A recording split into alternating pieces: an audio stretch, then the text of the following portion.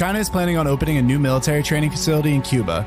China and Cuba are negotiating to establish a new joint military training facility on the island, sparking alarm in the United States that it could lead to the stationing of Chinese troops and other security operations just 100 miles off of Florida's coast.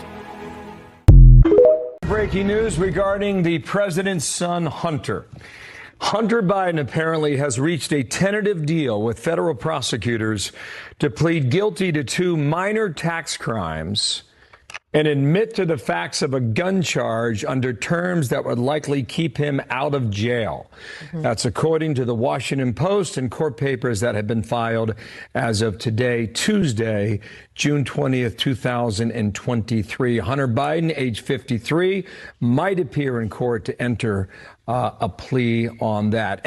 For clinical depression, Pennsylvania Senator John Fetterman is back to work in the Senate chugging beer. Let's unpack the last year, shall we? This is a man who had a massive stroke less than a year ago. Then he checked into, right after getting sworn into the Senate, he was checked into the hospital for lightheadedness where he stayed for days. Then, not long after that, he went back in for weeks suffering from clinical depression, severe depression. His office says he is on antidepressants, Nicole, yet here he is drinking beer, which at last check is a depressant. Not a good look. A Juneteenth celebration near Chicago turned violent when gunfire broke out, leaving 23 people shot, including 1 fatality and 22 wounded. The incident occurred at a strip mall in Willowbrook, Illinois. Following an evening of festivities that started at 6 p.m. Police were present but responded to gunshots around 12:25 a.m. Multiple weapons were used in the shooting, and authorities have not yet arrested any suspects or determined a motive. Victims were rushed to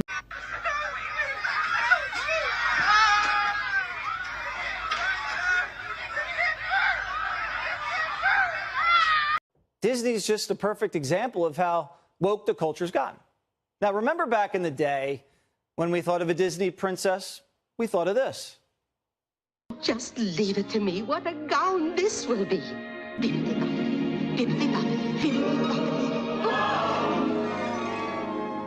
Why, it's like a dream.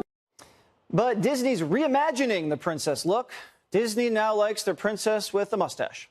So my name's Nick. I'm one of Fairy Godmother's apprentices. I'm here to shop you around and make all your selections for the day. Look at my fairy godmother. He's so cute. Mommy, Daddy, why does that princess have chest hair? Well, little Susie, that's not Cinderella, it's Cinderfella. And that size 11 glass slipper, it shatters. And for $250, anybody can get a makeover in Cinderfella's castle. If little Johnny wants heels and lipstick, little Johnny's getting heels and lipstick. So open your wallet, and a grown man can throw glitter on your son. It's what Walt would have wanted. The Magic Kingdom where they wave a wand and your son's testosterone disappears. So Someone has described what it will be like to be on the missing Titanic submarine, and it's the most terrifying thing you will have heard today. Imagine being trapped in something the size of a minivan, pitch black, the air is thick because you and 4 others have been breathing the same air for hours. You're trapped under 15,000 feet of water, it's cold because there is no power. You can't get up and move around, and even if you could, it would just use more oxygen. There's no contact with the outside. Every now and again you hear the creaking of the hull caused by the tremendous pressure. You have limited food and water. The air reeks of BO. Yeah, the submarine pilot reassures you that everything is going to be okay, and just to sit tight, but the look on their face whenever light is available lets you know they are just as terrified. Every so often the pilot taps on the hull with a hammer. He's sending out Morse code, hoping someone picks it up on sonar. He doesn't realize nobody will hear. Some people have already become physically sick, and now the air stinks of vomit and feces. You look at the viewing port in the bow and see water dripping down the seams. You have been told it's condensation and not seawater, so it's nothing to worry about. You start to question the person in charge. You feel the terror rising in you as you realize that this is probably it. Limited air, limited space, limited water, limited food, and absolutely zero chance of escape. Your fate depends on the outside world, and it is obvious they don't know where you are.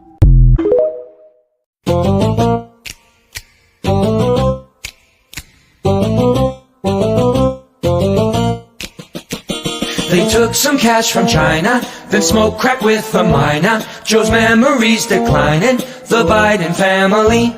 Old Hunter is a sleazebag, took bribes from Chairman G. Shot movies of his wiener, the Biden family. Burisma, China, crack. Bobolinsky dropped the hammer, should land him in the slammer. Give us 4 more years of MAGA, thanks to the Biden family. So where do you want to start today? Hi, friends. How about there? Hello. What a world we're in. Holy I'm shit. telling you. And that's just like the tip of the iceberg. No joke there with the subject. But yeah, that's just the tip of everything that's going on in this great country of ours. Yeah, and, it's a mess. Don't even know where to go. Now, that sub. Yeah, that would just suck. Sorry, I tuned in. Yeah, the submarine would suck. The submarine would really suck. I mean, like, I was thinking about this whole thing today, man. That one, you pay $250,000 to die. To die. Yeah. Now, I've seen memes already about this whole thing, about the Titanic has a new exhibit and all this kind of stuff. It's awful. I mean, it's too soon. Come on, we don't even know if they're alive or dead at this point. Right. But it would be quite terrifying. Can you imagine being under there? Yeah, it would be horrendous just thinking about that, just not being able to see any. Like, do you ever see the movie The Meg? Yes. You know when the first ship goes down and they're stuck on the bottom and they know something's coming, but they don't know what it is? Yeah. That's where these guys, they're waiting for something to come. They're just sitting there waiting, going, oh. That's what she said. Yeah. Yeah, exactly. And it's just not going to happen. It's just, it's just not going to happen. And just to be sitting there knowing, it's probably similar to being on death row and knowing that tomorrow morning is your morning. Tomorrow morning. And you got to be sitting there just thinking, yep, they're going to stick this needle in and my heart's going to stop beating and, The terrifying part is, though, is that you don't know. You don't know how much. Did you see how this sub is run? I think you told me it's run with like an Atari remote control or something. It literally is they said PlayStation, but it looks like an Xbox controller to me. But it's one of the Logitech $20 controllers that you get from GameStop or wherever. And I mean, if you're look, this is gonna sound awful. Mm-hmm. But, we've talked about it before with Triv and stuff. If somebody puts a rubber band on and jumps off a bridge and the band breaks, I don't really feel bad for you. Yeah. If you jump out of an airplane with a backpack attached to you and nothing comes out of that backpack, I don't feel that bad for you. Don't put yourself into these situations and you don't have anything to worry about. I mean, the same thing goes for, look, I'm in the same boat. I knew the consequences of probably eating too much, drinking too much, smoking too much. Yes, Lord Moon. We're live. And so, I accept now the consequences of my actions. The consequences of my actions. I stepped on a nail also. I got sepsis in my leg, and I now don't have a right leg. So, I mean, there are consequences to actions.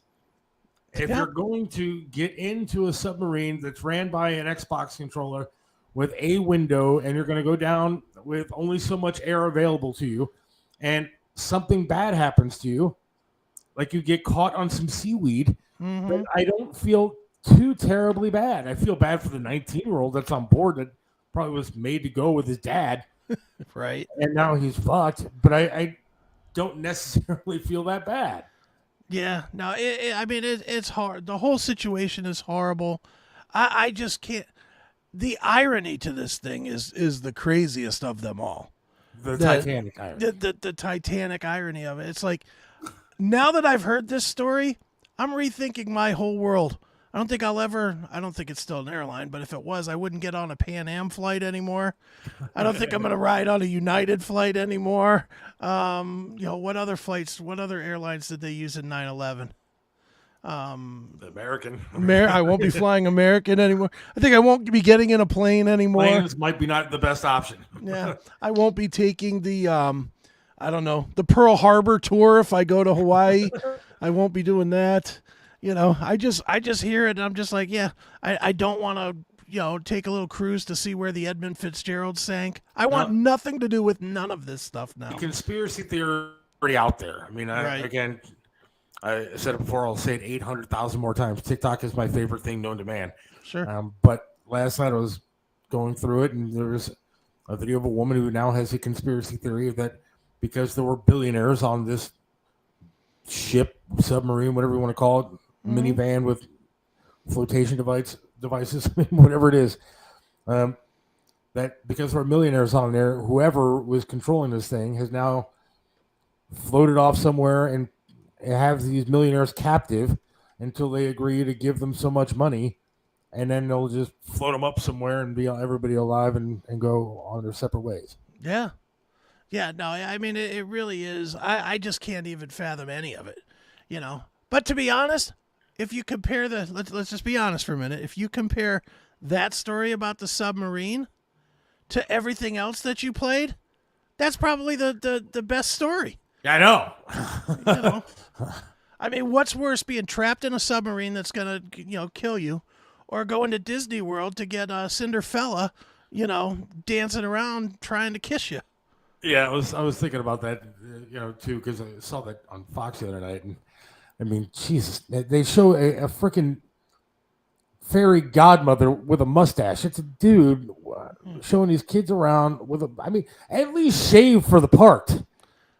Well, no, he's dressed for the part. That's the part they want now. I'm surprised. I am surprised they don't put him in some kind of tights with a big bulge. And see, what's scary? Yeah, what's scary though is that I know from people that have worked at Disney that Disney takes their characters very, very serious. Mm-hmm. Like if you break character when you're one of these Plutos or Mickeys walking around, I mean, you're basically done for in the industry. Yeah, you get blackballed in the character industry. You can't work at Chuck E. Cheese as a mouse if you get caught breaking character at Disney. And the fact that they are encouraging this kind of behavior, and I'm not putting the guy down because he's whatever he is. Mm-hmm. I'm putting the situation down that a godmother should not be having a mustache and be a man leading little children around Disney.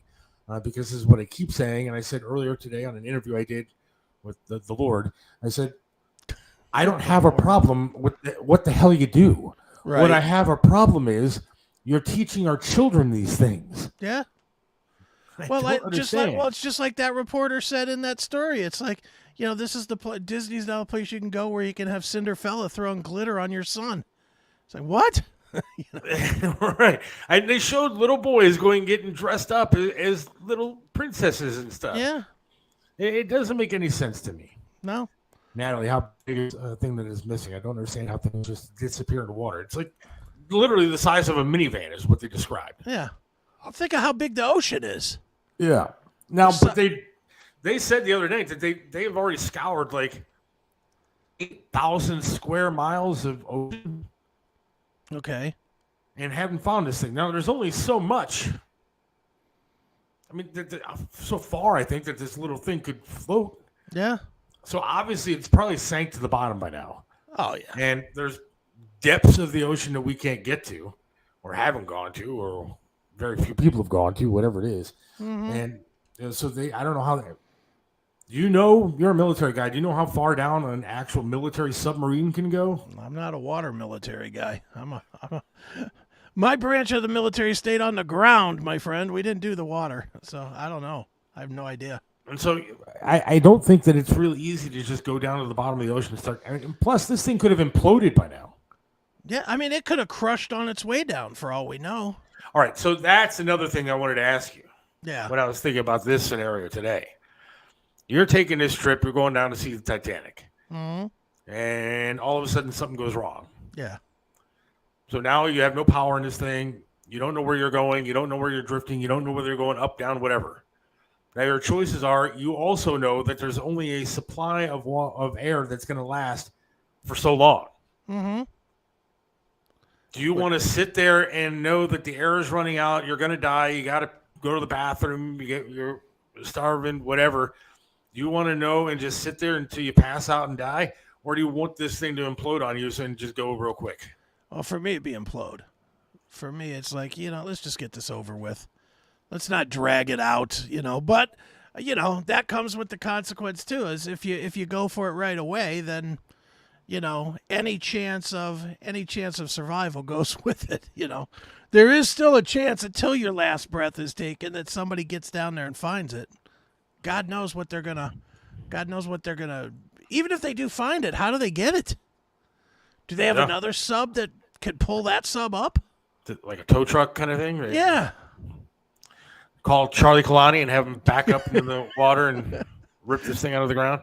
I thought they said today they were hearing banging near some of these search vehicles. They heard banging. I did hear that, but they couldn't confirm what it was. That was the Meg banging off the hull. Yeah. I mean, you don't know what's down there, man. That thing could be eaten. Yeah, you don't know. And that's the whole thing. I for some reason, half of my short videos, I get two things in shorts on YouTube. I either get the same girl doing jump rope that I've talked about a million times, that same Australian chick that does jump rope. Yeah. Or I get nonstop videos of sharks and orcas attacking boats. And it's like, they're attacking boats. What do you think they're doing under 5 miles under the sea where they're never, where they're never messed with? When a plane goes down, there's an emergency signal that sends out the location. How did the submarine not have something like that? I'll tell you what, there are plenty of videos out there to look up about this sub, because there's all of a sudden, you never heard about this damn thing until today, yesterday. And there are plenty out there that show that this thing was, whoever made this, I'm sure they spent a lot of money on it, but they didn't spend a lot of money on safety. I mean, they show the inside, there's like a button inside, one. There's right. One green button. I don't even know what it does, but there's a green button in there. And then, again, it's ran by an Xbox controller from Logitech or something, or a PlayStation controller. And that's how they maneuver. I don't think it really goes all over the place. It kind of goes up, down. And then there's a big, ginormous boat that's next to it. And I don't know what the hell they're doing on there, because you'd think that this thing would be equipped with all kind of equipment to be able to maneuver everywhere and find it. If it got lost, if a shark ate it, something. Yeah, maybe. I mean, I don't. Dude, these people might all be people that put in money for the CPAC against Hillary Clinton. Let's not forget that theory. That is absolutely accurate. They could be dead because of that. They could have been Trump CPACers or whatever. No, this guy's right. Trump has this up. That could be. It's I'm all not the trying to- Bilderbergs. It's the Bilderberg group. They captured the sub and took it. I'm certainly not trying to make fun of these poor people that are down there. But one, they're billionaires and they took their lives in their own hands when they decided I'm going to spend $250,000. One, there's a window in this damn thing, and it's a very small window. Yeah. So it's not like the majority of the stuff they were going to see was on computer screens. So why not sit on a really big safe boat and send something down there to look at the stuff on the computer screen? Yeah. Probably cost you less than half the money that you spent to go down underwater, and you could see the same shit. Well, I'm just going to tell you, I'm not a billionaire, so I can't speak on their level, but I'm pretty okay with watching a documentary on the Titanic. I've seen plenty of them, and it's beautiful, and I guarantee you I probably am definitely more comfortable than they are. Yeah, I guess there is a especially toilet. at this moment. Yeah. There is a toilet on this thing. Now, again, they all have to pile into this minivan kind of. I did a lot of research on this. Okay. This minivan shaped or size sub. They all have to sit Indian style, so it's not big enough to even stretch your legs out. So now you're really screwed. Okay. And then there's a flap that opens up that looks like a box that you can go to the bathroom in. Slide under your ass or something? I guess, but one, it'd be really uncomfortable to do like in front of like 5 other people. Like if you and I are on there, we're fucked. We're not getting out of there. I mean, the sub is just sank and we're done for. And if we have to go to the bathroom, everybody on that sub is screwed. Yeah. But I can't imagine that kind of situation. Why would you put yourself into that? I don't know. Rich people do stupid things because they're rich. It's the same, and I mean, this obviously went without a hitch, but same with those people that throw $1 million at Elon Musk so that they can go up and down in his rocket. Yeah.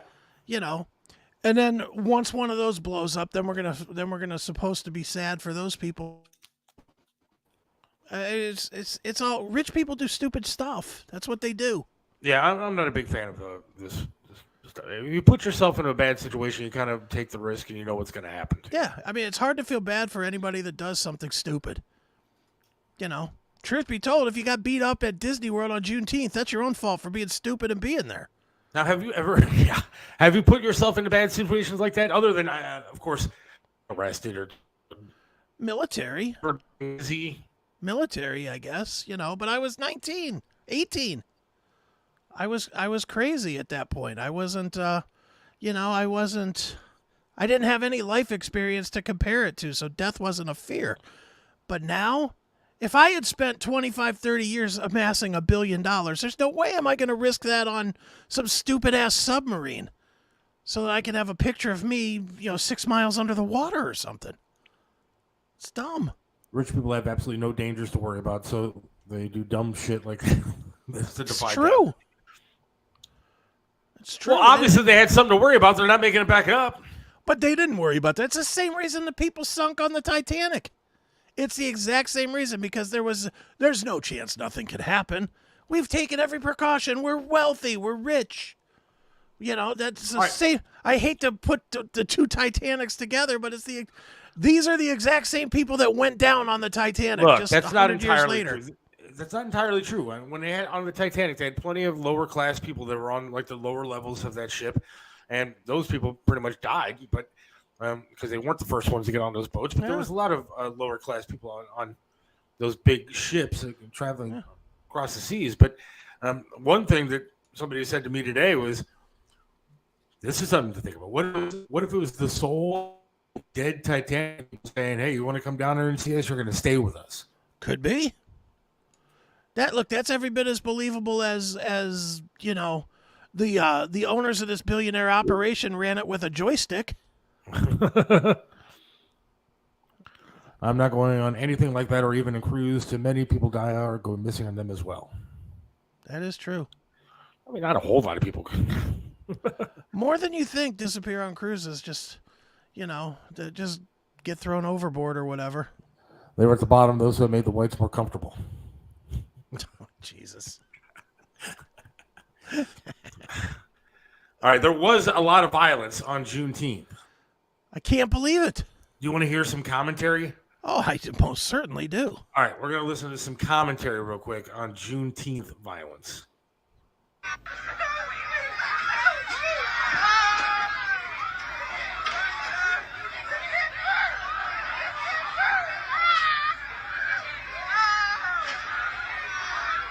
So this is how we're gonna act on Juneteenth. So I already made a video on this, but then I got tagged in this video and I didn't realize what actually all happened in this interaction.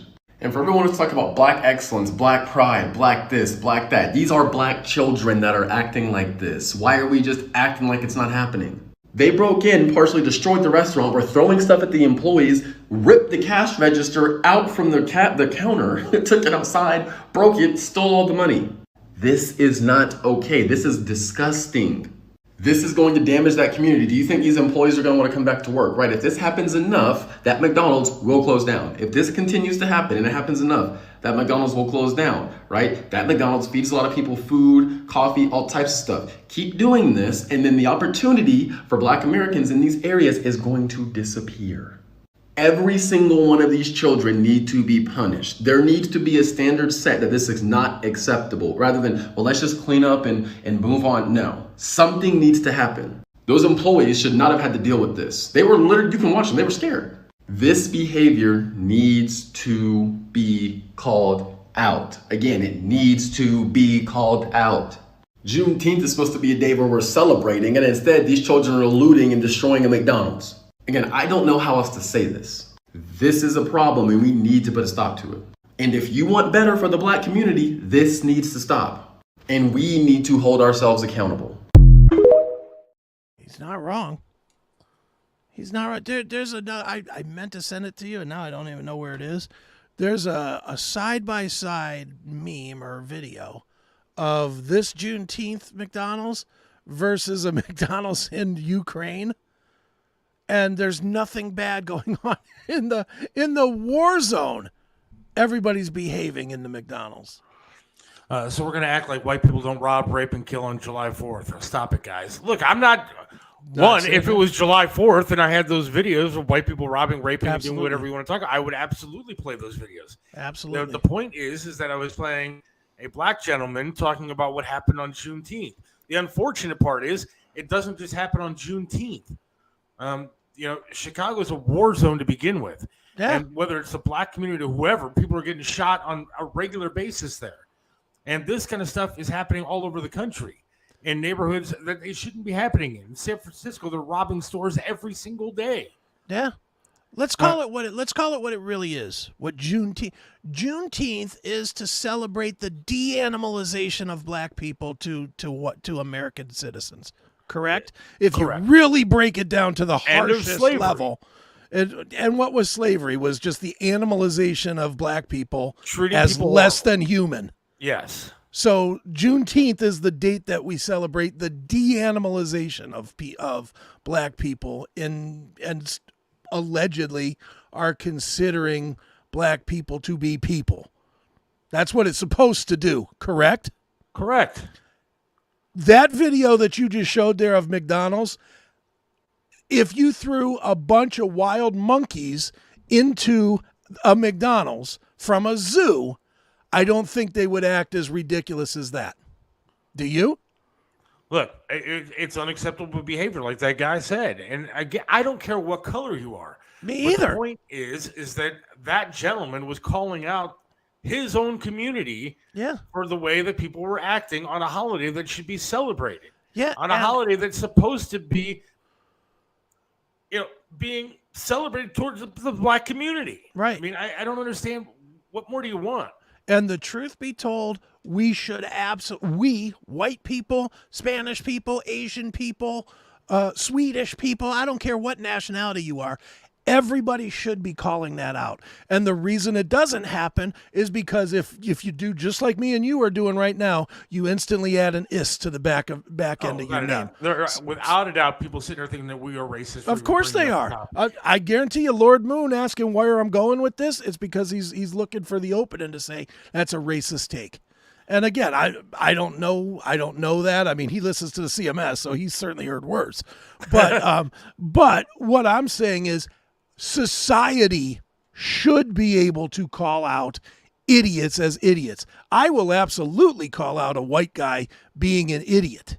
Okay. You don't hear me sitting around saying, there might have been some good qualities to the BTK killer because he was a good Christian and did good work with his church. No, he's a piece of shit that deserves more than he got for the animal he is. Sorry, that's just a universal take. And if you missed the beginning of the show, I played a Biden song making fun of, by the way, those white people. Yeah. My point is the fact that we use race to not call out poor behavior. We do it all the time. Any race that acts up should be called out by every race all the time. All the time. If a white guy robs a liquor store, he should be called out with every bit of the zeal and every bit of the hope this guy catches a bullet that you would call the same crime out for a black guy. Just the way it should be. And we shouldn't be worried about racial disharmony. The racial disharmony comes from enough of these videos that allows the moronic people to classify it into a stereotype. And Lord Moon, I don't know you, but I love you for pointing out exactly what I've been thinking the entire day before I played that video, is that I was going to be made to be a racist because of just playing the video. Yeah. But no doubt that if there were some jackasses on July 4th and they were white doing whatever shit that they're doing, I would absolutely have that video ready to go. Yeah. I 1,000% agree. the government only celebrates Juneteenth because they don't want to approach the subject of reparations. They keep giving black people. Look, if you think, and again, here goes me being a racist again, I guess. If you think I'm going to pay reparations for something that I didn't do, you got another thing coming. Yeah, not going to happen. My family didn't do it, and you know what? I'm sorry that it happened. We hopefully have learned from our mistakes in this country and moved on. Yeah. But I don't owe Lord Moon anything. No, nothing. Nor do I owe anybody else anything. I do a show that I don't make a whole hell of a lot of money on, to be honest with you. And, who's keeping me down? Yeah. Who do I complain and bitch to because I don't have any money to go out tonight and do the things that I want to do? That's right. I want to be. I'm oppressed, and I want to know who I'm getting reparations from because the shit ain't working for me. Yeah. So I want some payback. That's right. No, I want some agree. payback for my leg being gone. Come on, I want something. Well, you're just not. America owes. America doesn't owe you America shit. owes nothing. You can go out and do something you want, Lord Moon. Yeah, nah, stop it. I think he's messing with you. I hope so. Now cut the check. All right. Well, there we go. We have Scott from Ten Ton Mojo. Yes. I'm going to take a quick break, though. Okay. Real quick. right. So we don't get too far behind. And then back with Scott from, again, the band 10 Ton Mojo. Perfect. Hey, it's Seth. And I appreciate you watching today. And you can make a difference. For just $4.99 a month, you can help save someone's life today. It really does count. Every dollar matters. And you can change someone's life. Not these ridiculous dogs. Those are actor dogs. I'm talking about myself and Chris Aiken. I can barely afford a shave and a haircut, or sleeves on a shirt sometimes. We could use your assistance today. Just go to the Odyssey app. Go to the Odyssey website, ODYSEE. Just $4.99 a month can change the world for someone today. Myself and Chris Aiken. We'll give you extra content. We'll give you bonus footage. We'll give you new episodes. Subscribe to the Odyssey channel today. Thank you.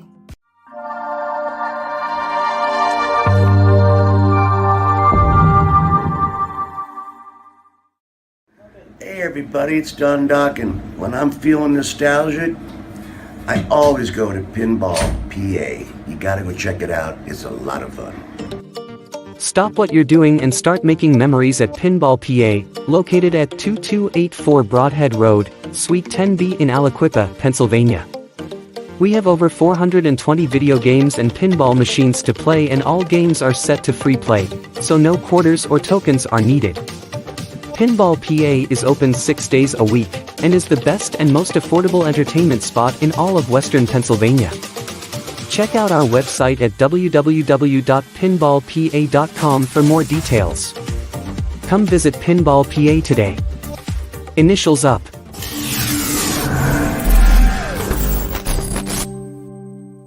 Aaron Tees and Signs has become your complete one-stop sign shop. Call Jimmy at 216-299-9344.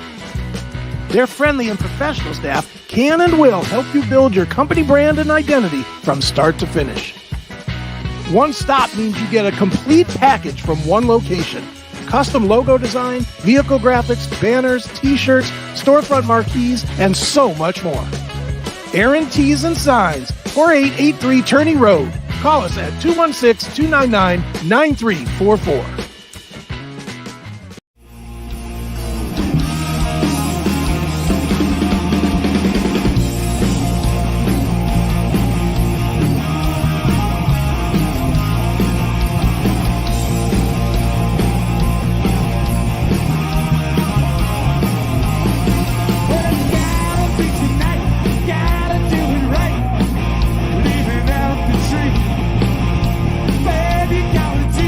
What you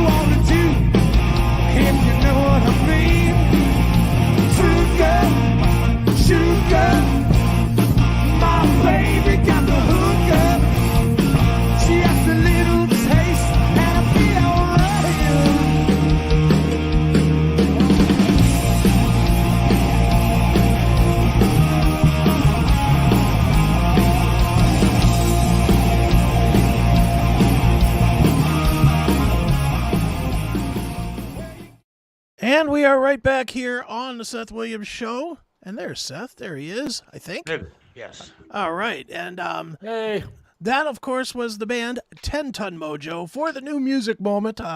My never-ending quest to keep proving that rock is very far from dead. It's just not in the mainstream right now. That band kicks fucking ass. Just Amen. as simple as that. They are fantastic. They have a new record called Rebel Heart Gypsy Soul. It is, I'm not sure if it's out yet or it's going to be out here in another week or so, but let's find out from this guy, Mr. Scott Lano. Scott, how are you, man? Hey, guys. How's it going? Hey, Seth. Hey, man. Chris. What's up, Scott? Well, Thanks. dude.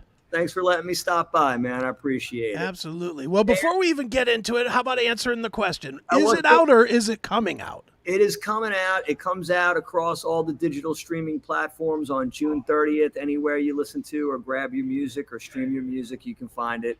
And Rebel Heart Gypsy Soul. And June 30th, release date this Friday. Now, one of the things I saw on your website, 10tonmojo.com, correct? Yep, correct. Is like one of the coolest things I've seen in a very long time. I hope you still have them available. But on your website, it says you have a cassette version of stuff on. We do. We did a cassette version, and we did a CD version. And in the late summer, we'll be doing a vinyl single. And that single will come with a download card so you can get the rest of the tunes off the EP. But yes, we're doing cassettes. Cassettes are back. That's awesome. I saw that. I was like, man, I got to get all three. Like, I got to get the vinyl when it comes out. I got to get the CD. Got to get the cassette because we're all new classic rock guys. You know, we call ourselves the new classic rock, and we thought it'd be super cool to have a cassette. Of the stuff, you know, and we just thought it was too cool, and we're like, all right, we got to do a limited run of cassettes for sure, you know. Right on, man. Yeah. Well, dude, you know, you are part of we do this segment here on the show. We do it every week called the New Music Moment. This started from an argument Seth and I had maybe 6 months ago, where he was claiming he was going along with the whole Gene Simmons thing. Rock is dead. There's no new rock out there. Blah blah blah. Right. And I was like, wait a minute. I get fed 50 CDs a week of great bands. Right. And the only thing that's dead is commercial radio playing it. Exactly. There's no medium like there used to be to expose new bands to audiences on the FM dial anymore. Everything is all kind of, even on satellite radio, right? Everything's in a compartment, right? If you're famous enough, you get your own channel.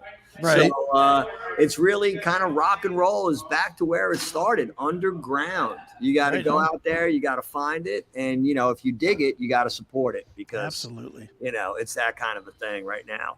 But sure. You know, we're out there. We'll be playing all summer. You know, from the end of the world to your hometown. So if you're if you see us, come on out and say hi. Now you guys are based from New York, right? Yeah, we're based in New York City. Although we all live like kind of around New York City, you know, the other guitar player actually lives in Manhattan, but it's kind of like Long Island, Staten Island, upstate. So the city is kind of like the central meeting place for us. You know what I mean?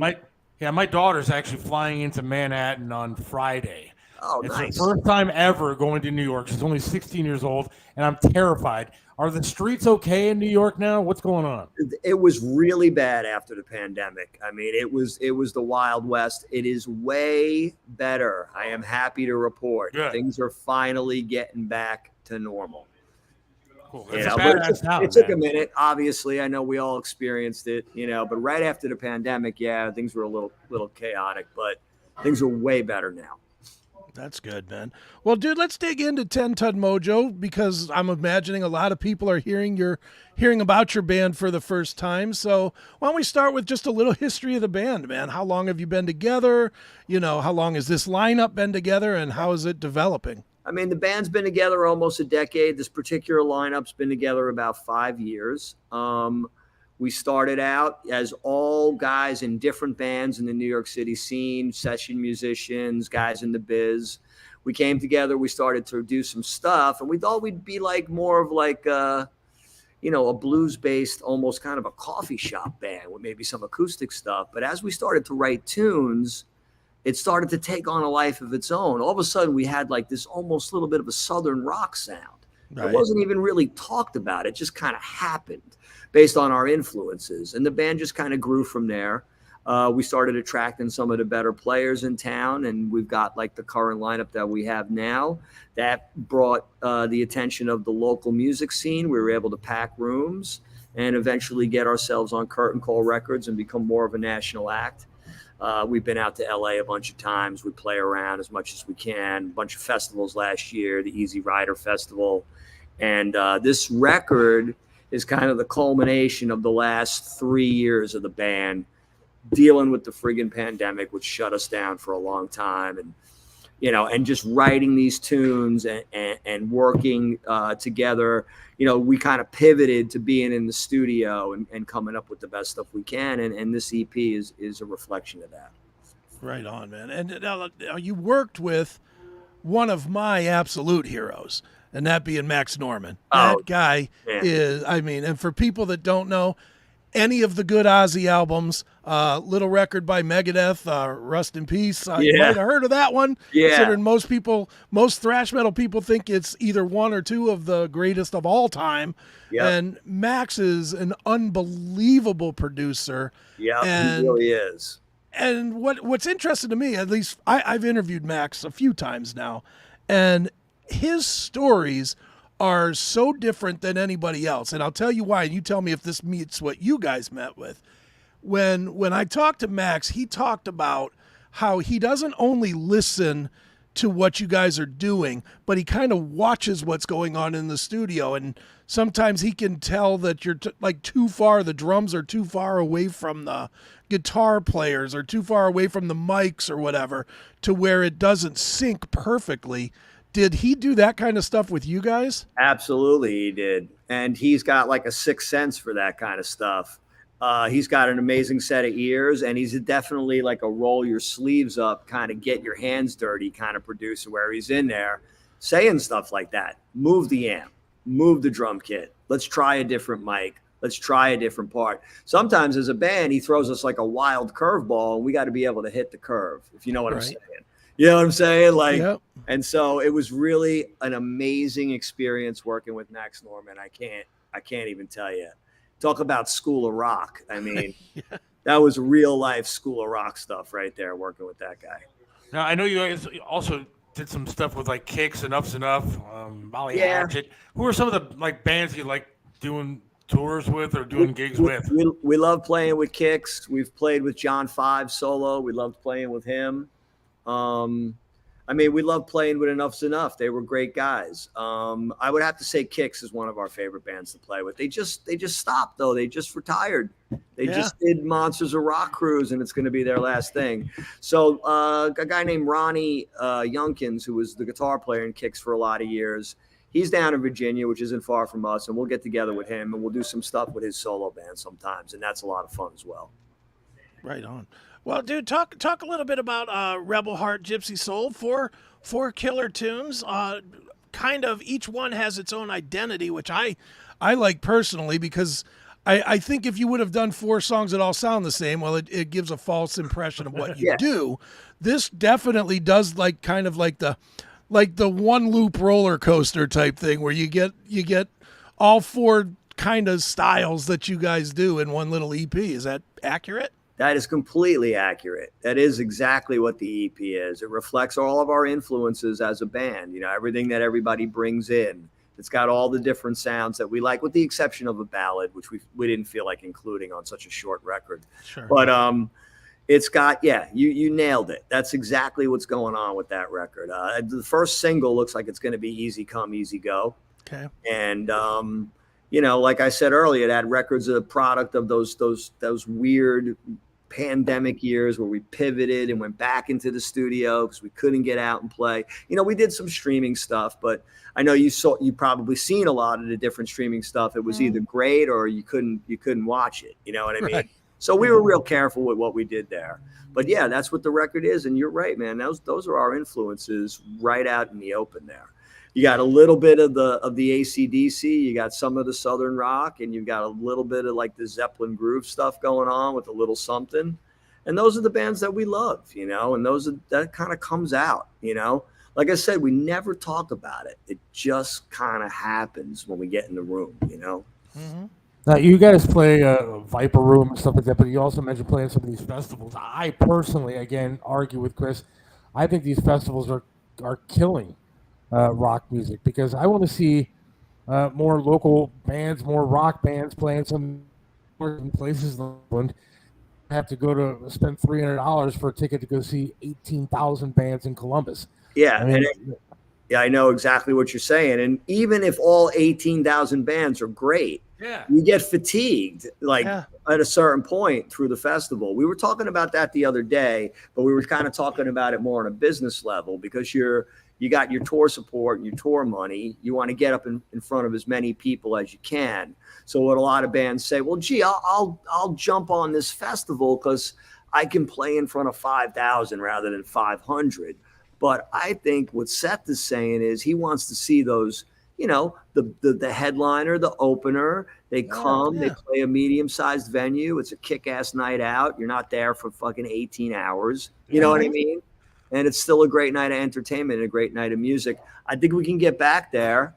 I think this is still part of the hangover of the whole pandemic thing where guys just want to get these huge bills together, get out there and pack as many people in as they can. And I think it's a lot more to do with a business model than anything else, than a creative thing, Yeah, well, and here's, I mean, again, this is always my argument. The problem with even going out on like a 4-band bill, like if you guys went out with, I don't know, Stone Temple Pilots, Bush, and Alice in Chains. I'm just throwing names together. Yeah.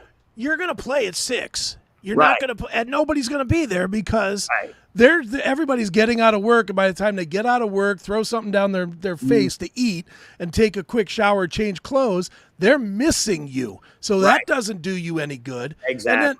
And then the other biggest problem is if they're going to see Alice in Chains, and let's face it, that's who they're going to see, they're not leaving any money to pick up a $10 CD from you or a $20 shirt.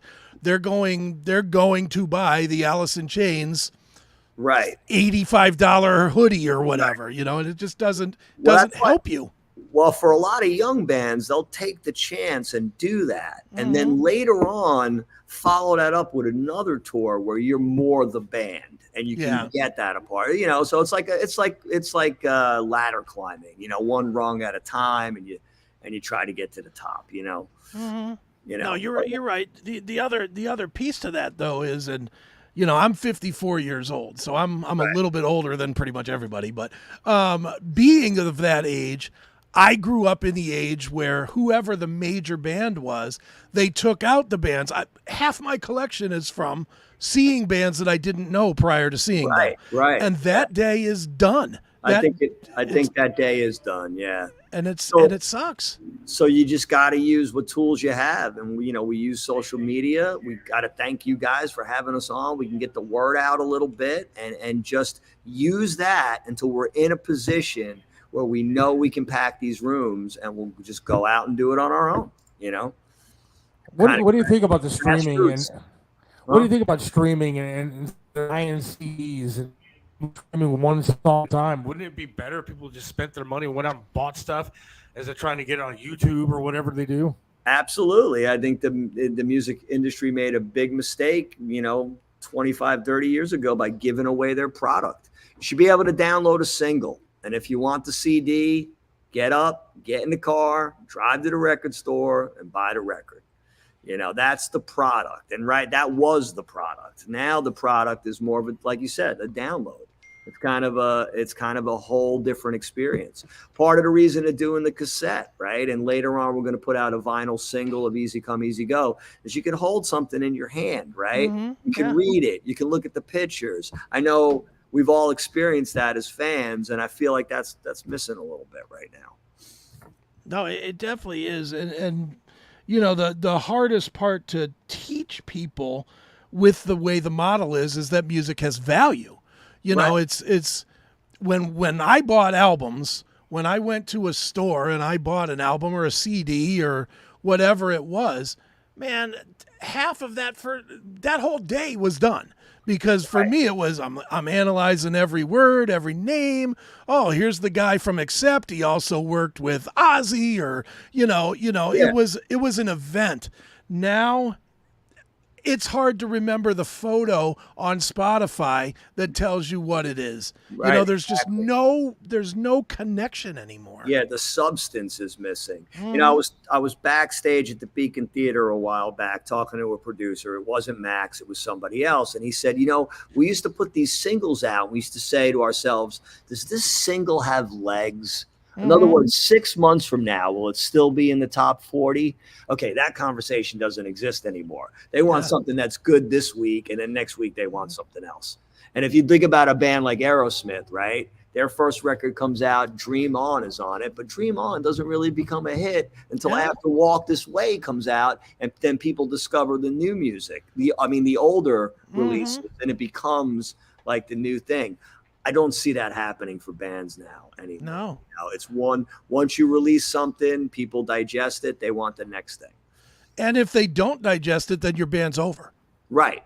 I look at some of the biggest bands in the history of music, the Chicago, Journey, bands like that, Foreigner. They didn't hit on their first records big. Journey had no hits for 3 records. Right. And the record company believed in that, and they kept doing it. I think now, if that was to happen to a band, like, the record company would abandon you. You know what I mean? We would have never heard of Steve Perry in today's market, and that's how criminal is that? Because he's so talented. I mean, it's just, that is criminal.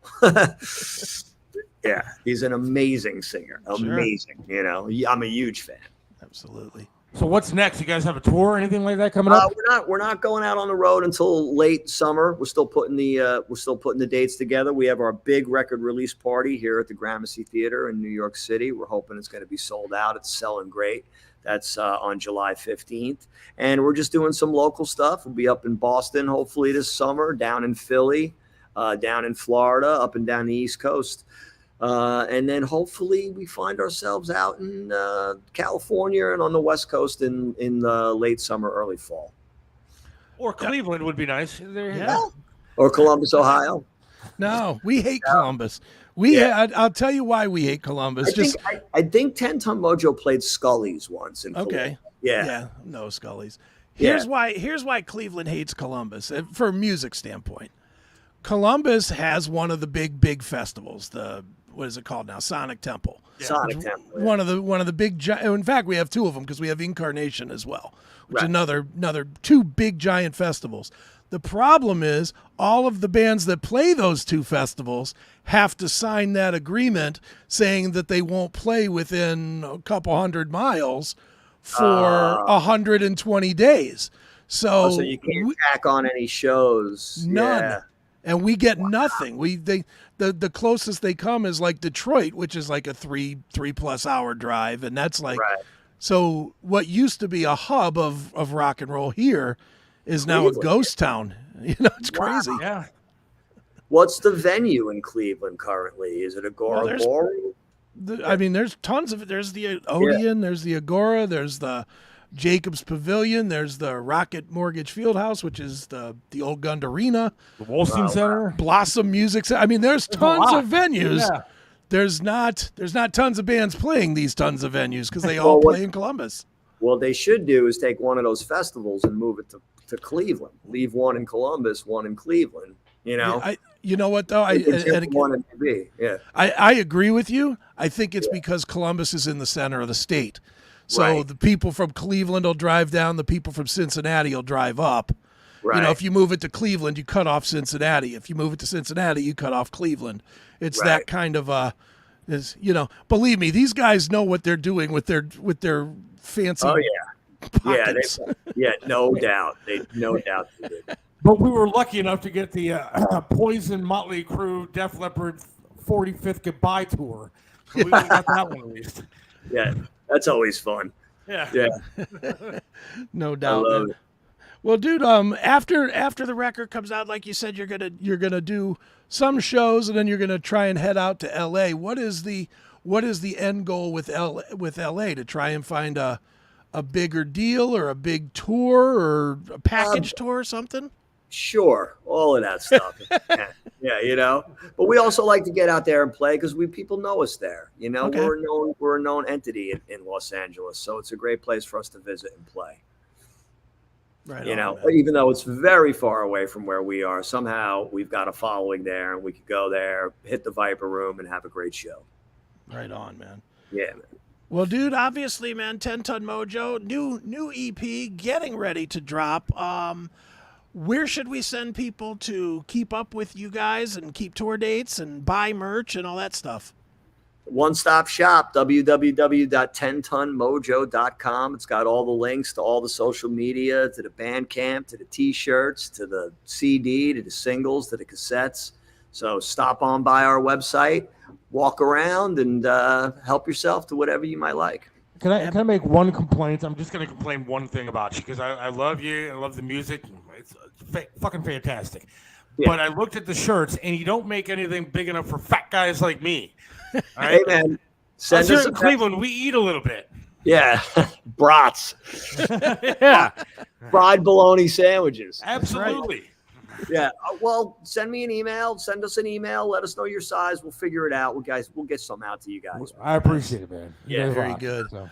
Well, I'll tell you what, man. I figured what we would do is we would give people another taste of your music to wrap up with, and I figured you have the video for Carmelita out there.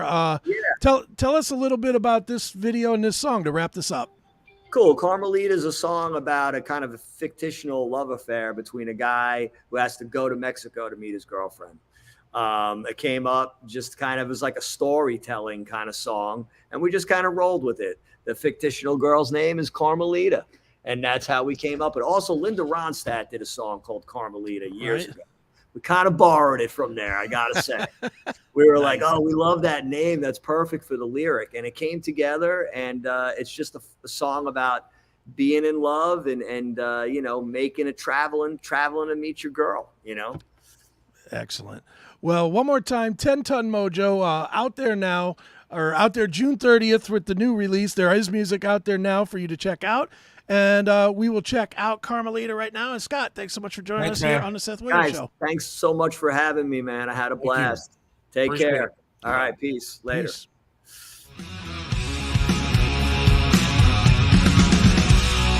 Crossing the border in a dusty Chevrolet, 100 miles an hour with nothing in my way.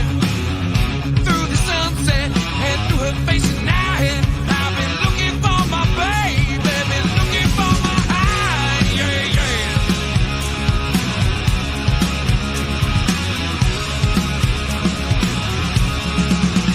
Now I love my spacer, and I know I'm not alone. She's standing in the doorway with a bottle and a bone. Hey, hey, you come along my way. Then she winks an eye, nothing left to say. Carmelita, my mamacita, she likes to fool around. When she gets a Good stuff, man. Yeah, they were good. I liked Scott there. Good guy, and I love Yeah. the band. Yeah. I can't love a band more. That's like kind of in the rock world. That's kind of my wheelhouse. That kind of southern fried, straight up hard. That Dirty Honey, bands of that ilk are definitely what I like. So I got to check out that Dirty Honey. You talked about it numerous times. I've checked them out. how are you not familiar with Dirty Honey? I don't know, because I sit inside all day, Chris. Hold on. I'm going to play a little piece of their big hit. Where is it at? You have to know this song. You have to know this. Are there any rock radio stations that play it? I can't imagine MMS does not play it, to be honest. I really... They don't play music. Well, in between, you know, that half hour in between... Rover and yeah, there's a half hour in there, right? Hour maybe that they can play music. I don't like the guy that does it anyway. So yeah, I don't like Rover either. I was talking about the middle guy. I don't even. Who's the middle guy? Stansbury used to be a friend of mine. Oh yeah. You know, you don't like Stansbury? Look, I'll just be honest. He'll probably get wind of me saying this, and that's fine. Him and I used to be like really good friends. Sure. Like seriously good friends. Like we'd hang out all the time together. Right. And in fact, you know, when he first got his job, he was like a promotions guy. Okay. And they wanted to fucking fire him. And I don't even know if he knows this, but I went to management and said, no. I was like, this guy is talented, like super talented, really funny guy. And we started sending out like tapes or whatever it was, CDs back then to try to get a job somewhere. And then he hitched his wagon to Maxwell and then stopped being friends with me. Ugh. Never heard from the guy again. Then he vanished off to the middle of fucking Oregon or somewhere like that, and then came back and ended up getting this job in Canton. And I think I've heard from one time. Ugh. I called him after I lost my leg to see how he was doing. Nice. And then haven't heard anything back because he's good friends with management where I used to work, the guy that fired me.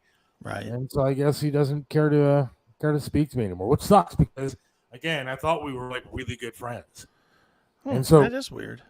Then, you know, when it comes to stuff like that, I guess I'm an emotional kind of person. Sure.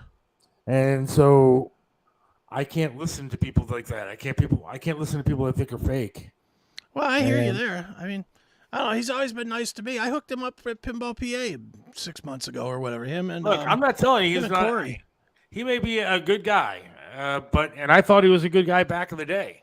Yeah. I just lost respect for that because I mean, dude, there is a phone. You know how to dial my number.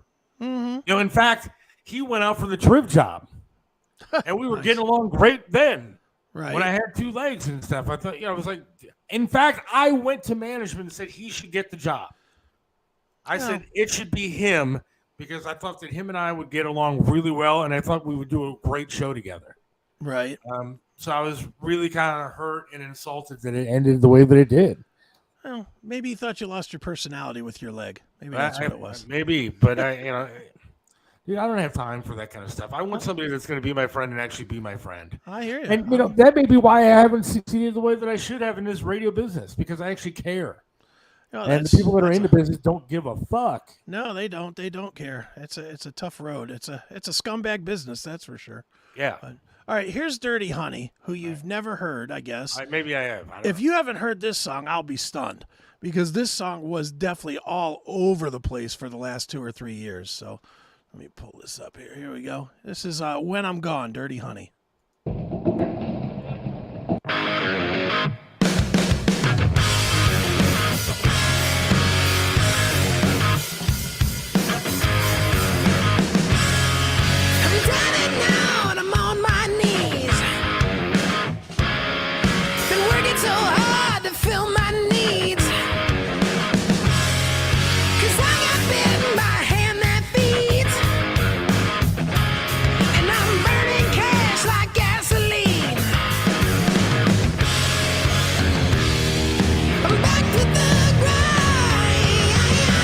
This is the part you should know.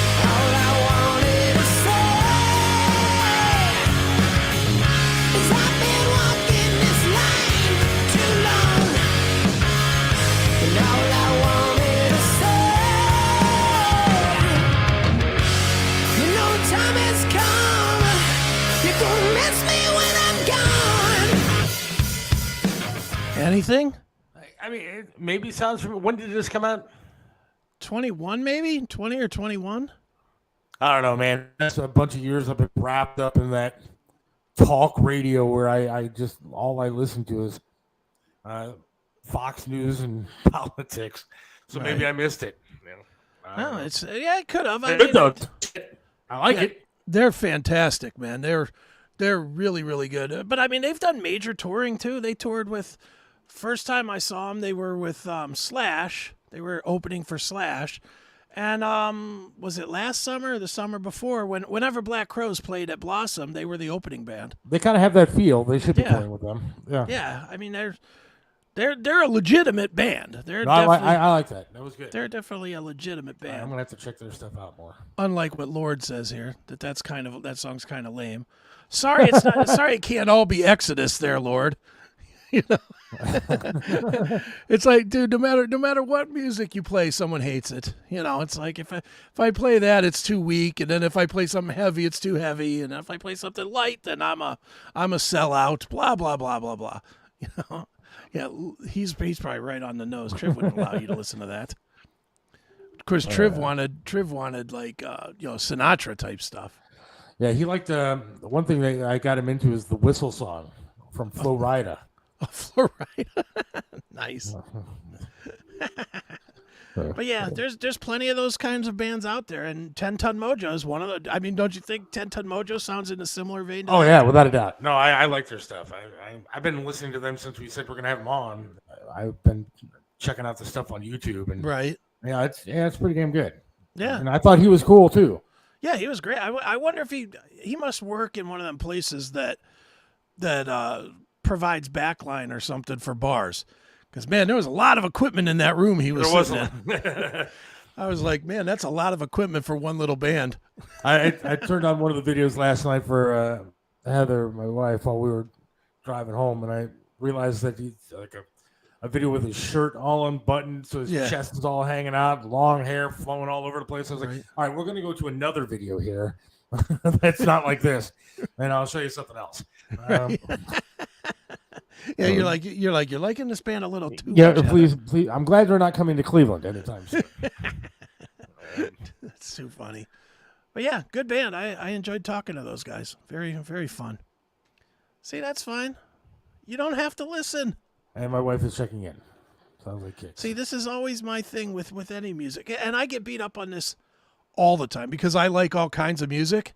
Yeah. Because I'm the guy that could listen to Kid Rock or Eazy-E or Cannibal Corpse. Right. And literally could be in the same playlist and it's okay with me. I get beat up all the time about my musical taste. Everybody has something to say. And it's always negative. Right. Very, very rarely is it ever, you know what, that was a pretty good song. No. That is catchy. No, it's always like, that sucks. All right, so what we're going to do is take a quick break, and then we're going to go to Tony Musachio. Okay. I'm telling you what this segment's going to be tonight, Chris. Okay. This is going to be the battle of bad internet connections. You versus Tony. Me versus Tony. I don't know what the hell is going on in this house, but I've never had this kind of thing on my screen before. Right. I did what everybody said to do. Oh, your internet's not working great. Okay, restart the router. So I went downstairs, and I unplugged the router. Right. And now I may as well be doing the show from space because the internet is so spotty and I have no idea what's going to happen. But it's been a nightmare around here. Well, I tried recording a commercial today. God only knows what it sounds like. Should be interesting to hear you going, so Tony, and Tony will be like, yes, yeah. I can't wait to hear it. All right, so we're going to attempt that in about 2.5 minutes. All right, cool. Hang on. Hey, it's Seth. You ever wanted a message recorded by a really, really famous person? A happy birthday to your kid. Congratulations, you finally graduated to that niece or nephew or brother or sister. Or a happy anniversary to your lovely wife or husband. Well, today's not your day because we're not famous. You can have myself or Chris Aiken record you a message of your choice, and it's only going to cost you $10. Not like those $250, $300, $400, $500 celebrities. You're going to get us recording you something hopefully entertaining and fun that you can keep forever. You can listen to it all day long if you'd like. A personalized message just for you.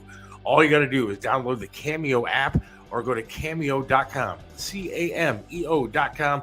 Look up Seth Williams or Chris Aiken, and we will record you a message. Who needs Brad Pitt when you have a face like this? Go to cameo.com today. There's no place like home, and whether it's furniture, artwork, home accessories, appliances, or that one-of-a-kind collectible, Yellow Brick Road Online Auctions allows you to find everything you need from the comfort of your own home. The owner of Yellow Brick Road Auctions has been conducting online estate auctions for over 8 years by providing homeowners with a stress-free process to liquidate all items that have accumulated over the years. I'm Melissa Mendici, owner of Yellow Brick Road Auctions. Log on today to find your heart's desire. Hey, it's Seth from Mario's Barbershop in Parma, 7526 Broadview Road in the Pleasant Valley Shopping Center right next to Big Lots. You got to check out Mario, man. Great guy, does a lot for charities, but can perform miracles with hair. He even made me look clean cut. Does my hair, does a great job. Love talking to the guy while I'm sitting there. It's a great place to go, local business. you gotta go to Mario's Barbershop in Parma. Mario's Barbershop in Parma, 7526 Broadview Road. Again, in Parma, Pleasant Valley Shopping Center, right next to Big Lots. Or give them a call, 216-520-1977. That's 216-520-1977. Mario's Barbershop in Parma.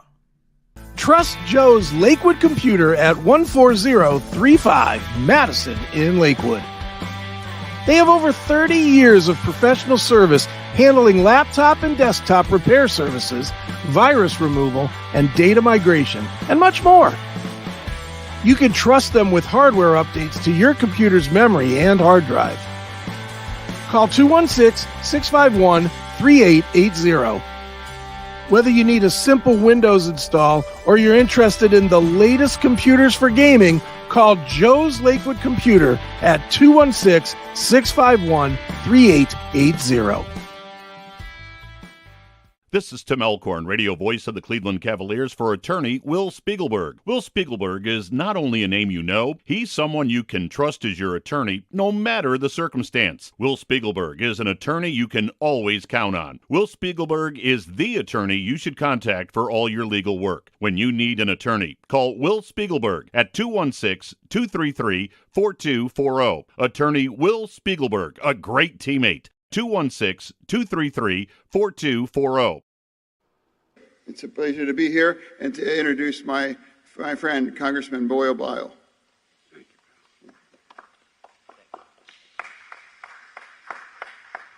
Well, thank you. I'm Congressman Brendan Boyle. The best is no clapping going on in the background. Maybe his internet was just going in and out. Yeah, he has the same problem that me and Tony have. That's right. Brendan Boyle. All right, so I'm tempted to go to Tony, but not really. No, it's frozen. Yeah, he's frozen. I'm looking at it. He's frozen. And the Saturday, he's at a great place that I love going to. You ever been Huh? Go ahead. He's at Fisher's Cafe. Oh, down in Peninsula or somewhere like that. I think it is. I think it is. Yeah, But it's a great place, man. I've gotten ribs there and stuff. It's just an unbelievable joint. I wanted to tell Tony that I actually sold that. He sold me on going to Tulum last week. I'm gonna do it just for fun. All right, go ahead. Hey, Tony. Hey, he's gone. Well, so far, my internet is outlasting his. So no. Oh boy, we are just having a show today. It's one of them. Yeah, it's not a bad show. No, not at all. Well, it could be Except worse. somebody left us a frowny face. Who? Just see it on the Facebook angries at the top of the screen. Oh, there is it. Rick is mad at you. I don't know why. Yeah, what was going on there? I saw did somebody yell at him in the chat room or something? I don't know. He said, Sorry, treatment day. I don't know what that means. I don't know. He said 3 times. Put anything before that? I don't see. I don't know. I don't see any. I don't see any other messages from Scott before that. Unless he deleted them. No other messages. And then he said, I didn't delete anything. Sorry, treatment day again. Then he said, sorry, treatment day. All right, well, I'm sorry it's treatment day too, whatever that stands And then he for. said, okay, I'm blocked. Yeah, we didn't block you. And then I responded with, no, not blocked, Rick. Whatever. I mean, I like Rick. Rick is a loyal listener to the show. I don't know what happened to him. Yeah, I don't know. His post showed up at this. I don't know what's going on. Whatever. It's probably that Fetterman virus that's in our YouTube today. Yeah, I was gonna pull some. There were some stories I wanted to pull for today, and then I thought about not doing them. So Not getting us banned. Yeah, because one of them was there's a certain social media company that will remain nameless. Mm-hmm. But let me see if I can. Yeah. That one that I guess pulled off Robert F. Kennedy's videos because of misinformation. Right. And so, man, I'm hesitant to talk about anything anymore. Should we get them while we have them? Yeah, let's get them while we got them. Go ahead. Tony Musachio. You got me. Hi, guys. How are you? Good. How are you? Great. All right. I finally got the internet here. I am here live at Fisher's Cafe located at 1607 Main Street in Peninsula. Let's see if we can do this. I'm going to give Tony some advice. When you have the internet, just stay where you're at. Don't move. I tried, and then it went off. Can you see? Can you guys see this patio? I can see that patio. It looks fantastic. Beautiful. All right, so let's. They brought me out food as they always do. My favorite restaurant.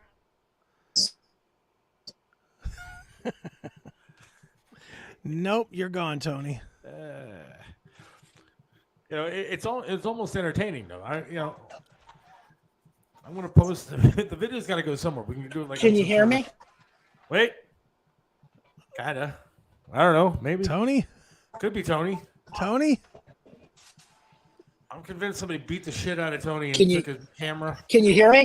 There we go. Kind of. Can you hear me? Can you hear me now? We can hear you, sort of. I can't see you. You can't see me. Oh, welcome to the internet. Oh, well, let's go. We're just going to go audio here. Very nice. Yes. All right, guys. So again, I am here live in Peninsula at Fisher's Cafe. I've got a glass of Malbec in front of me and a glass of sangria. Did you hear that? Yes. Do you know why I have two glasses? To get through this interview?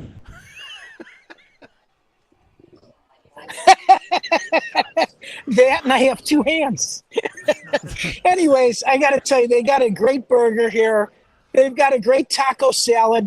They have the mussels on special. And Tuesday nights, they have a $16.99 strip steak. Tuesday, they have ribs, guys. Barbecued ribs for only $15.99 with two sides. Have you ever been here? Either of you? I have been. I have been there, and I have gotten those ribs, and they are fantastic. I've been there as well. Yeah, they're really good. The place is really good. They have a wrap there too. Yeah, they have a great wrap also. Okay, do this. I'm just going to go inside and see if we get a better reception. All right. Okay. All right. How are we doing now? We better? We hear you. All right, you got to see this. Isn't this a beautiful pub? Built in 1958 from the Fisher family. This was it was originally a Chevrolet dealership. Okay. This thing is saw your hand, not the pub. Yeah, it's always saw your hand, Tony. Oh, sorry. See this? There you go. Can you Can you see us? Yeah. Yep. Full bourbon, wine, whiskey. They remodeled the entire place. As it said, it's been here since 1958. I'm going to go over to Cindy in a moment here. She's actually the general manager. Wait, you guys were talking about that sub. Did they find it? Not yet. Not yet. No. Not yet. All right. So let me ask you a question, Seth. You don't even like to drive a car, let alone go on a roller coaster or that stuff. Anything that has Titanic in a sentence, I'm not going. No. Yeah. I'll pass on that. Isn't that crazy? It is. And here's another thing. I just read about this, that on the waiver, 3 sentences on that waiver say that you may die. Well, they're getting their money's worth then, apparently. Jeez. It's crazy. So, all right, let's go from here. Guys, patio is open on every day. Saturday and Sunday, they have a great breakfast. They have a crab quiche. Real men do eat quiche. Crab and Swiss quiche. You got to try it. It's absolutely delicious. So they're open at 8 o'clock every Saturday and Sunday for breakfast. They have specials every day of the week, Monday through Friday. This evening in the Guardians game, they have beer specials. So it's a great little pub. This is right by Blossom Music Center. We used to go here many years watching all the concerts. and stopping here for a drink afterwards. Nice. So, really cool place. It looks great. I'm going to hand you over to Cindy. Hold on 1 second. All right. This will be fun. Say hello, Cindy. Hi. Hi, Cindy. Hi, Cindy. How are you? I'm doing well. How are you doing? We are fantastic. We love the bar. I've been there numerous times. My wife and I and my daughter have come there. I've gotten a wrap there. I've gotten a ribs, which are fantastic there. So it's a really great place. So. Yeah, I have to agree. I think our food is fabulous. We're very consistent. I hope you would agree with that. Yeah. And it's always packed, too. I see people there all the time. And the patio is beautiful. It is. It is. Yeah, the patio and our tiki bar. People love it. It's great. Sure. Cindy, how much business do you guys do off of the Blossom season? Does it stay packed? I mean, do you have a built-in crowd, or is it really just the Blossom crowd?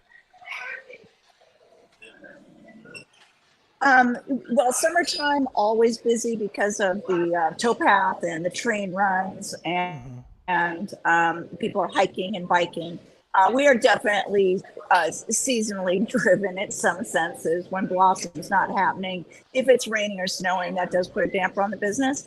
But we do have quite a following just because it's been here 65 years and everyone knows that we are consistently good. You know, we have great staff. You can tell people are happy and they love working here. And so, yeah, it does die down in the wintertime, but it doesn't slow down that much. Yeah, this last winter was pretty good for us. Good. And you guys have the trains over there. I mean, how often do those trains run? I've always wanted to go on one of those, you know? They run at least, I think, 4 times a day, Wednesday through Sunday. And yeah, once the train stops, we always get ready. Because we get at least 40, 50 or more people walking through the door all at the same time. So we know when we hear the horn, it's like, okay, battle stations. Very nice. Well, thank you for letting us join you in the restaurant tonight. It looks great, and food looks great, and can't wait to get there again. Yeah, you should come down. That's one of the things I love about my job is I rarely ever take something off a bill because someone didn't like it. The last time it was because it was a little too spicy, and then we called it spicy chicken. So yes, I would love to meet you. Come on down. People complain about everything. We're open. People literally complain about everything. So, you know, I'm sure that's a pain in the butt to deal with sometimes. Yeah. But thank you. It's not bad. Here, it's not bad at all. All right, thank you. I'll give you back to Tony. Thank you. Thank you. Seth, Chris. Great place, man. Great you know place. what? We got to make it a night here to come. Cindy and Rich will they will sit us down here in the patio. They have great drink specials every night. They have a mixologist, actually 2 of them behind the bar, which do a great job. Right. So, yeah. And, you know, it's a destination place. It's been here for so long that people from all over just come for this patio, which is really cool. Yeah, I know we were joking around a little bit before with the camera and the patio and all that kind of stuff, but I'm telling you right now that Fisher's Cafe is a really great restaurant. They really do have really good food, and the patio is nice, and it's a great atmosphere down there because it's in a little valley area. It's beautiful. There's little shops and stuff to go check out, and it's really cool. You can check out the train over there. It's awesome scene down there, so check it out. Yeah, again, it's a great destination just because of the towpath there. So they have mussels on special tonight here, Seth. Have you ever eaten a mussel? To be honest, Triv made me go out with him and eat mussels once. It was the first time I ever tried them, and he yelled at me because I said, "What the hell is this?" And I really enjoyed it, though. It was really good. You did? Wow, interesting. Yeah, so they have a garlic buttered mussels with garlic bread. It's absolutely delicious. So in the end, you can have it as an appetizer, you can have it as a meal, which is really cool. And you have to try their bacon blue burger. Nothing else said. Also, their cheese, their cheese caramel cheesecake, drizzled with chocolate. 3 people can eat this slice. Wow. And the apple caramel is to die for also. 2 slices of dessert. So again, Fisher's Cafe, located in Peninsula. Been here for 65 years. This place is a staple, family owned. They do a great job. Great destination place. You come here on a Saturday, Sunday for breakfast. They open early. It's worth the trip. Well, hey guys, speaking of, go ahead. The bonus about tonight's show, Tony, is that at least we got to see your face. So we're happy about this. Yes, it's very nice. And I'll see you guys Saturday night for a nice event in Lorraine. This is going to be really cool. I'm looking forward to it. And Tony, I just wanted to tell you that you made a sale last week. I went out to Tulum last week and had some dinner there. Fantastic. I had the big burrito. My daughter had the fajitas. Excellent recommendation. I heard. Yeah. Guess what, Chris? That's why we're here.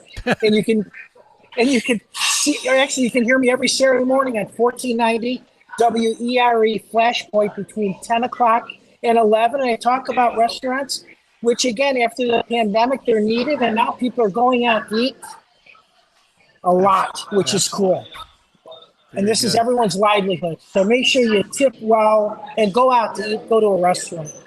Hey guys, let me just leave you with this. So I'm sure you heard on the news that they found 4 young children in a Colombia jungle after a plane crash. They survived for 40 days. Did you hear that on the news? There were ages from 1 to 13. Wow. My kids at that age couldn't survive in a grocery aisle. I will see you guys next week. Thanks, Everybody knows Tony. Talk to you guys. I'll talk to you next Wednesday. I'll see you Saturday. Thanks again. Right. See you, Bye. Tony. Well, that was fun.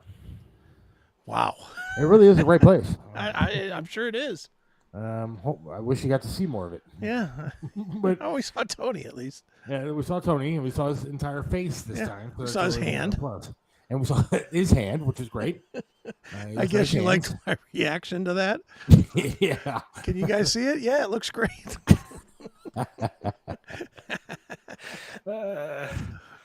Well, it's just one fun thing after another. Yeah, it's definitely internet fuck day. Yeah, maybe there's something going on. Fisher's Cafe, yes, Fisher's Cafe. I don't know. Whatever's going on, maybe Flat Earth guy will straighten us out next week when he comes on. He can explain the mystery of bad internet. Yeah, I will. We have to talk about that. That's going to be a fun day. Yeah, it is. Flat Earth guy is going to come on next Monday. Yes, for the whole show, right? The whole show he's going to be on. I think we're going to have a special guest at Jones as well. We are. Yes, one of your friends. We absolutely, Mr. Eric Ferentinos, who's the guitar player for Stephen Piercy's band, but he ain't coming on to talk about music. He and Flat Earth guy might be brothers. Really? Oh my God, they might be, because they certainly believe all the same stuff. Well, all right, let's take a quick break, and I want to talk about this some more. Okay. All right? Hang on. What separates Triv's restaurant in Strongsville from everybody else? Some restaurants you go to eat the same thing over and over and over. But then there are restaurants like Triv's, where you want to go there every single time and eat something different until you have eaten every single item on the menu. Why? Because the food's delicious, and it has been for almost a quarter of a century. Triv's has amazing food, outstanding service, and an opportunity for you to have private dining, special events, and intimate occasions. You can enjoy a memorable fine dining experience in your own dedicated, intimate space. Visit Triv's in the heart of Strongsville. Call now for reservations, 440-238-8830. Triv's in Strongsville. Joe Burdick custom flags are amazing. Each flag is handcrafted to reflect the imperfect perfection, making each piece of patriotic wall art unique. This is a local small business, veteran-owned and proud. Joe Burdick creates symbolic artwork that is built to last. Display your spirit, pride, and patriotism by calling 440-388-8830 440-305-2065 and let Joe's Flag serve you. 440-305-2065. Joe Burdick Flags. Let me introduce you to Charlie's Auto Repair. Any car, any truck, any problem, Charlie's does it right. You know how it is. The check your engine light comes on, you put air in the tires, and the light is still on. 216-470-0170.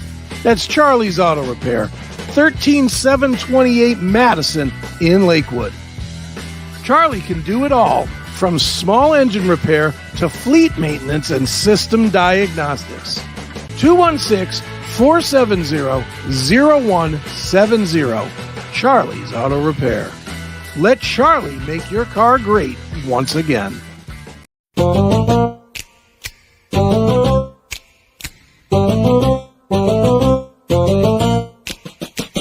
They took some cash from China, then smoked crack with a miner. Joe's memories declining, the Biden family. Old Hunter is a sleazebag, took bribes from Chairman G. Yeah, shot movies of his wiener, the Biden family. Burisma. China. Crack. Bobolinsky dropped the hammer, should land him in the slammer. Give us 4 more years of MAGA, thanks to the Biden family. All right. Right back here at the Seth Williams Show, Chris Aiken. We got a lot of stuff going on. I want to thank first everybody that went out to the police today to honor the 3rd District Police Department. I know there were some Guardians players that were out there.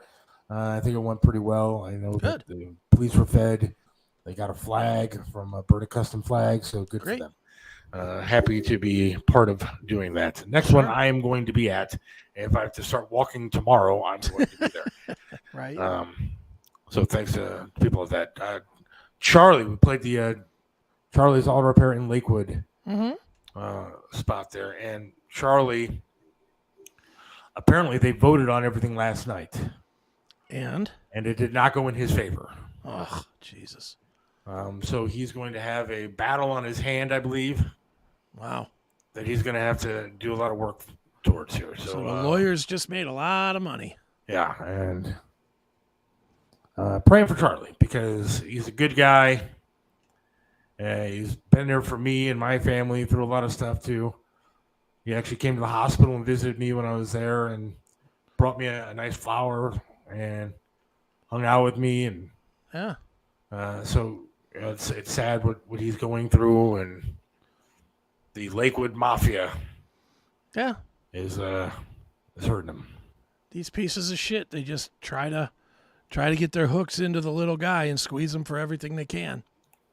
You know, Charlie, on Facebook, Charlie Kalani, you know, if there's anything you can do to help the guy out, do so, because I feel really bad for that guy. I don't know what's going to happen to his business.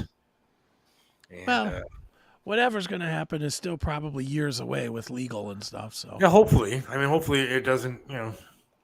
And then there's shitty people out there. One guy put a comment on his Facebook saying, well, get a bulldozer. Yeah, that's true.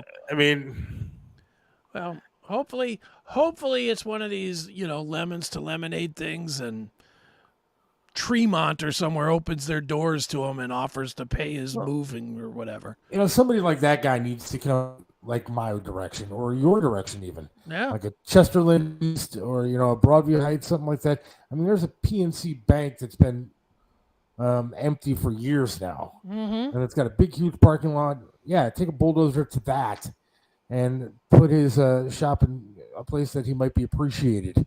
Yeah, well, the one thing that, you know, and again, I'm not trying to paint a silver lining on a dead, you know, a dead carcass here, but if I know anything, I know that things tend to happen for a reason, and I don't want to sound all mystical or whatever, but, you know, a lot of times when the bad things happen, if you don't overreact and do something stupid, good stuff comes on the back end of it. So let's hope that happens for Charlie, whatever that may be.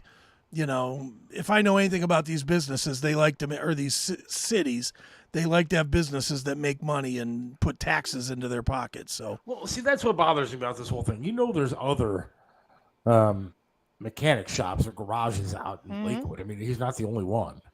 And so, are they putting the squeeze on these guys too? Are they putting the squeeze on the big guys, the big boys that have, you know, shops there? Or are they just putting a squeeze on a guy like Charlie, either for his beliefs or for whatever reason they want to do it? If they want the land for something, or I don't know why they would do it. But, you know, that's what makes me worry, is that I haven't heard a whole lot from other companies. I've seen Charlie all over the place talking about it, but I haven't seen these other companies talking about it.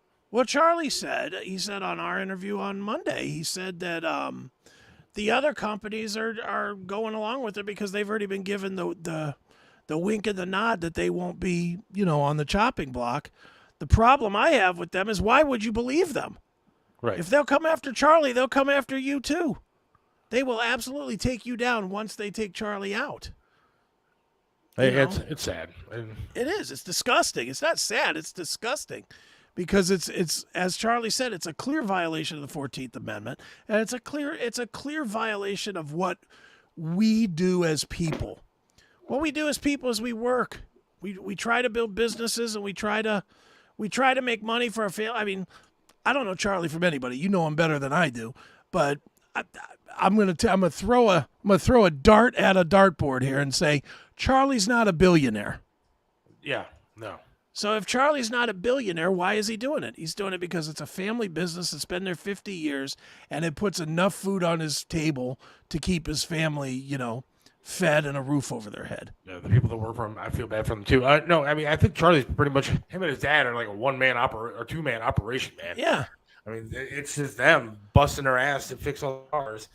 And I'll tell you what, he does a good job.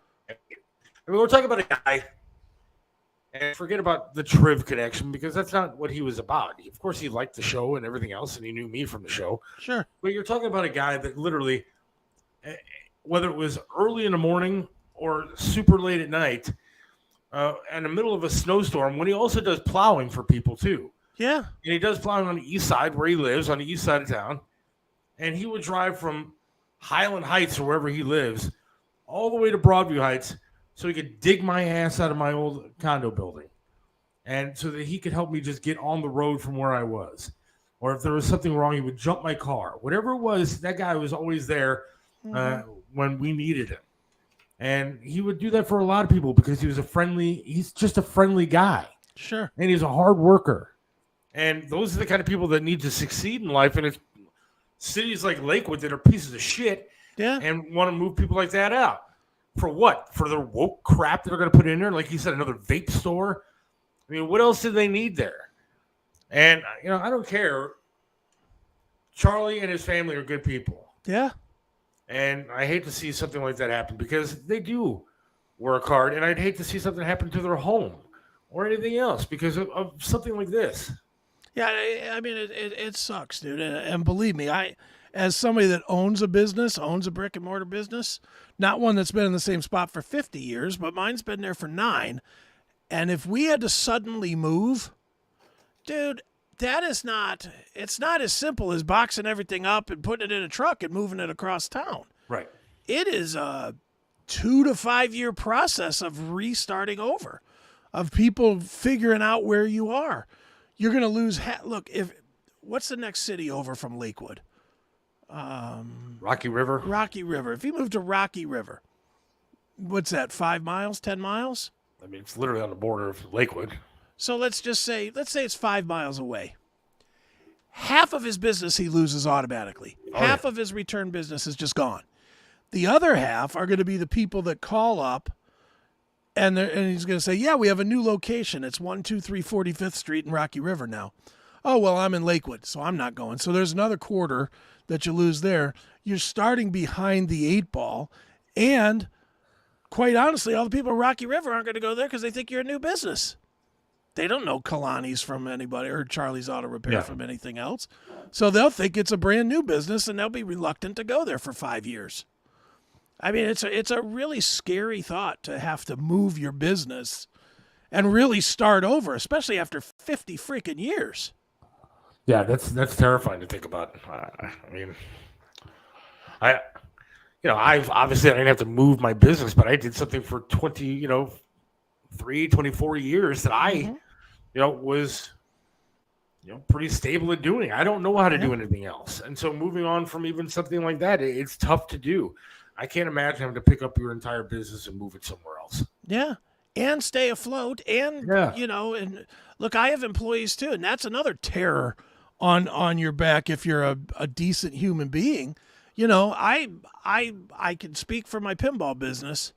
I am petrified that when we have a bad week, 2 weeks ago, we had a bad week at Pinball PA. Right. And I mean, it was a bad week. It always is. The first week the kids are out of school is always bad for some reason.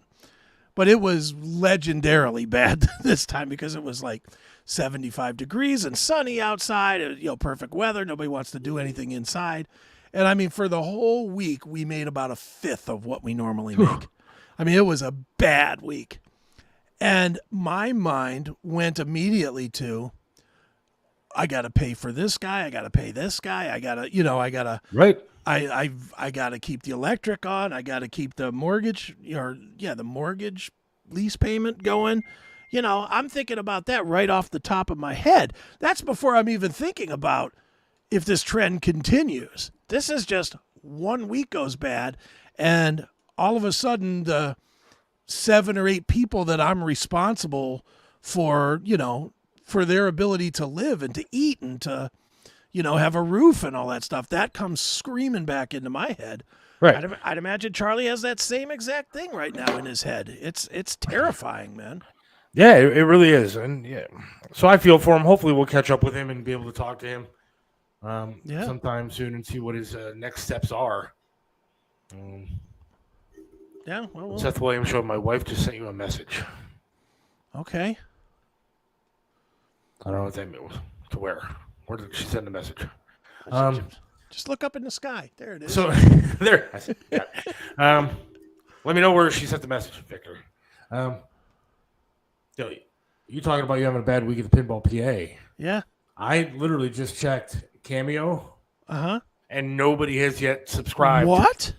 To our Cameo yet. What the hell? Get us to record a message. If you missed the commercial, you can go with these famous people, I guess, if you really want to. I'm sure there are plenty of musicians and models and actors and stuff like that that are doing this Cameo thing and record some stupid message for you, and they're going to charge you like $300. Now, if you want to help Chris keep the lights on at Pinball PA, right, and you want to help me get better internet connection at my house so I can continue to do this show, go to Cameo. Mm-hmm. That's simple as that. Cameo.com, Cameo.com. For $10, you can sign up, and we're going to record whatever you want us to record. Yeah, I'll say whatever. It doesn't matter. I am a whore when it comes to this kind of stuff. I'll talk dirty to you if that's what you want me to do. Whatever it is, sign up. It's only going to cost you $10 as opposed to some of these ridiculous people out there. And I don't know what you're planning to do, but I could tell you with the cameos that I've done. Yeah. I do longer cameos. I do not do like for anybody that's ever looked at Cameo, most of them are like 30 seconds to a minute. Okay. They're like, "Hey, this message is for Bob. I hear that it's your birthday. So happy birthday, Bob. Thanks for being a supporter." And that's what they do. Mine are always like 3, 4, 5 minutes long. They're always goofy. And I'll do anything. I'm like you. I do not care. You want to see one? I'll share one. All right. Let me, if I can I blow it up? Yes, I can. All right. Here's one that I did for a guy this guy wanted me to share my love for a specific band. And as I'm sure you'll figure out, it's probably not one of my favorite bands. Here we go. Hey, what's up, everybody? It is Chris Aiken from the Classic Metal Show. And you might think from hearing that I am the host of the Classic Metal Show that my love of music all stems from 80s metal music. And goddamn, would you be wrong. When I think of the 80s, I think of all the great bands of the time. Men Without Hats, I don't know. Yeah, there's so many great ones. Frankie Goes to Hollywood, Human League, Men at Work. I mean, all the true greats. But there was one band, one, that stood above all the others in the 80s. Of course, I am talking about A Flock of Seagulls. And I am certainly glad to proudly announce that I am the greatest Flock of Seagulls fan that has ever existed. And I mean, how could you not be a fan of A Flock of Seagulls? I mean, they were just so tremendous. I mean, Mike Score and Paul Reynolds and Ali Score and the blazing bass guitar work of Frank Maudsley. I mean, this was a band that was like no other. When they came out, I mean, everybody remembers the song I Ran So Far Away. Everybody remembers that song. And that's fine. It was good for the radio or whatever.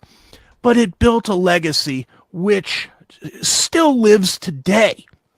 You know, when I think of AFOS, and that's what us common great fans call them, A Flock of Seagulls were just so much better than everybody else.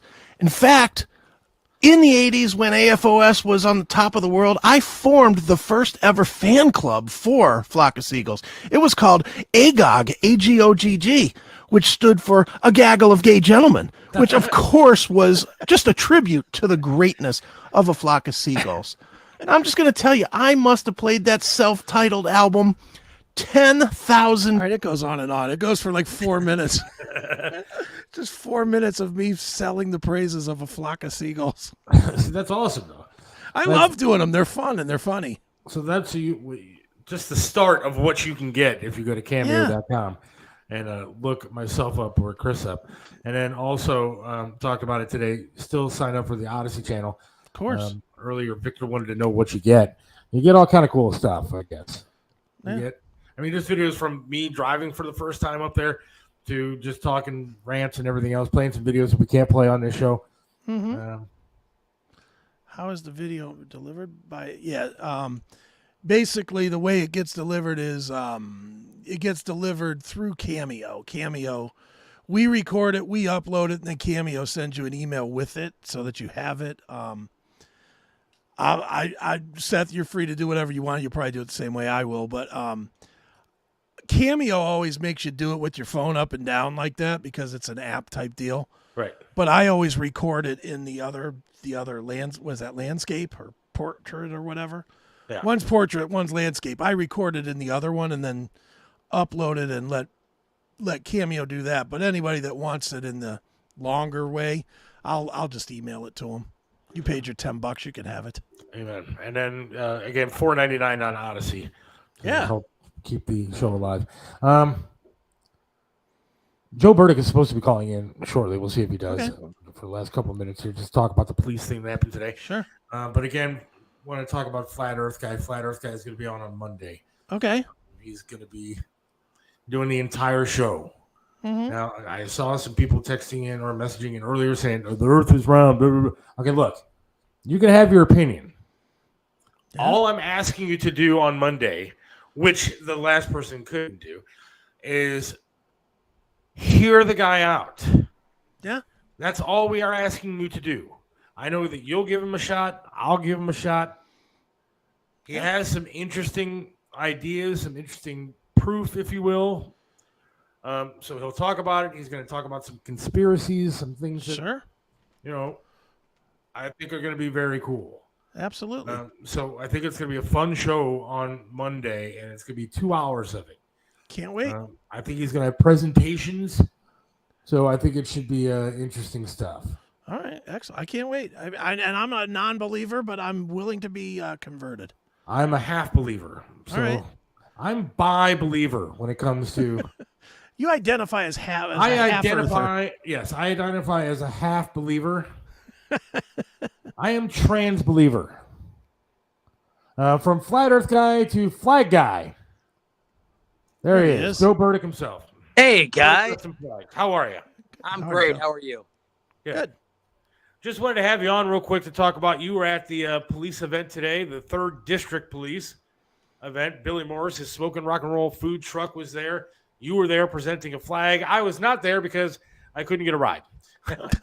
So if we do another one, which I'm assuming and hoping that we will, I'm going to start walking today. So tell us about it. How'd it go?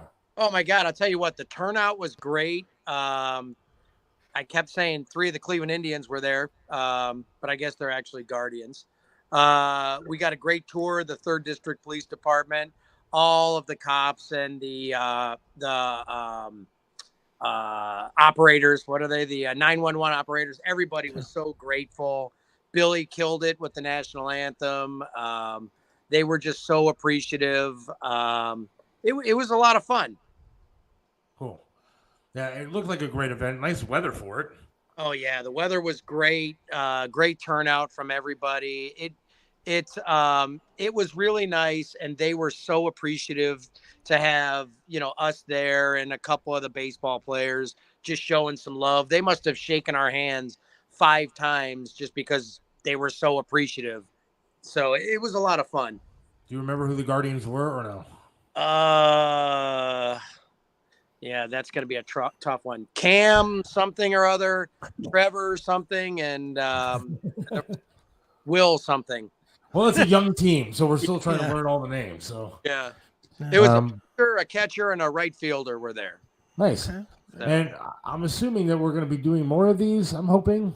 And I hope so, Seth, because I love seeing the look on these cops' faces and them talking about Triv and just how much they love getting this kind of appreciation from people. I really, really hope we can get a sponsor that we can do this because they deserve it, more than anything. They all deserve it. Yeah, that's one thing and that's why I was really sad that I wasn't there today, because it's one of those things that Triv did that I really, really want to keep going, because I think it's a legacy of Triv's that should stick around. Codes for Kids. I'm meeting with Debbie from Codes for Kids hopefully very soon in the next week or two to talk to her about some stuff that she has planned. And I think it's important that some of these things keep going, because the radio station, to be honest, just fucking sucks at keeping his legacy alive and keeping some of these things going that really, really should be going. I don't think it would be that tough for a multi-million-dollar radio station come up with a way to do some of these things, but because they want to ignore it, that's fine. I don't want to, though, and I think that thanks to you and Billy for doing it, and I think it's very cool. I hope we can keep it going. Yeah, I really, really do. Obviously it's, it was never free to do it, but it's definitely worth it if there's people that want to get involved. Now, talking to Billy, it made it sound like we might have some sponsors for a couple of them or whatever, but I would really love to try to find some people that would that wanted to be part of this. And this isn't my forte, but I want to figure out how we can keep doing this, because again, they deserve this more than anything. So the more we watch TV and see how these guys are treated, the more I want to get out there and do everything I can possibly do. If anybody wants to sponsor, you can email me, SethWilliams32@yahoo.com. It's on the screen. But, I mean, we only did it basically throughout the summertime, maybe a little bit into September or whatever, obviously before the weather got bad. And so, there's not that many weeks left. I mean, let's just be honest. It's a couple of months. Come on, Seth. Today's the first day of summer. If we can get through into September with doing these gigs, I think it would be just great for the cops and great for everybody all around, because it's something worth doing. I'll tell you what, it always warmed my heart. Those two years when Triv would call me and tell me how many flags he needed me to build, and I would just get on him. I mean, those were some fun conversations, and I knew there were going to be some happy cops getting those flags. So, it was a labor of love making those things. And, Triv, that was his passion. He loved cops. And it was genuine. And, he didn't do it for money or advertisement or anything. He did it because it was the right thing to do. And, that's why I love being part of it. And that's what people don't understand about what he did. I mean, he did a lot of the charity stuff. The ratings went down when we talked about Coach for Kids or doing stuff for the police, and people don't understand that he didn't give a shit. He didn't care about what the ratings were. He cared about doing the right thing and helping out the kids, and he helped out the cops, and that's what he cared about. Yeah. And the fact that he had people like, again, Burdick Custom Flags, you, Joe Burdick, and then Billy Morris with his Smoke and Rock and Roll food truck. You guys made a difference in all the sponsors. So, Amen. Well, thank you again, man. Well, it's an honor to be able to do this. And it was an honor when Triv called me that day to talk about it. And, I can still hear his voice when I do that. And even today I said, I said that the flag was on behalf of, me and Billy. I said Seth, who couldn't make it today, and in the memory of Mike Trevisano. So, it was all his doing, and it's just us, you, me, Billy, just trying to keep it alive. And, I love that about you, that, I know you're trying, and, you're as genuine as Triv was about this. I honestly do care. I mean, I know the police get a bad rap, and I definitely am not one of those guys. And I have them they're in their corner all day, all night. So let's hope to keep it going. I appreciate you, Joe. Yeah, no, great. Thanks for having me on. It was a lot of fun representing today.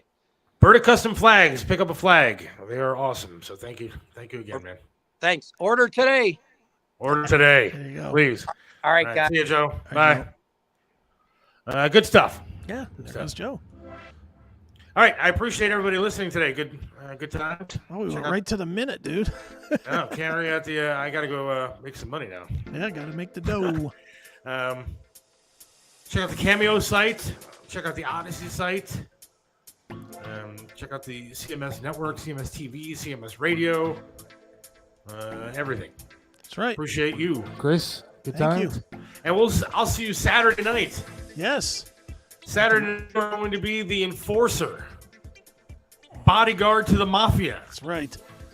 And hopefully we're going to have some more announcements of cool stuff happening soon.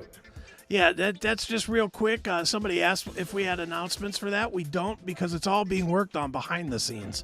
Behind the scenes, we are working on some very, very cool stuff. But it was literally half of today was working on that. So, well, I think it's going to be fun. So, yep, I agree. You got to keep it here. Keep listening. We That's appreciate right. it. And God willing, we'll talk to you again Monday with the Flat Earth guy. Sounds good. All right. See you, man. Sip.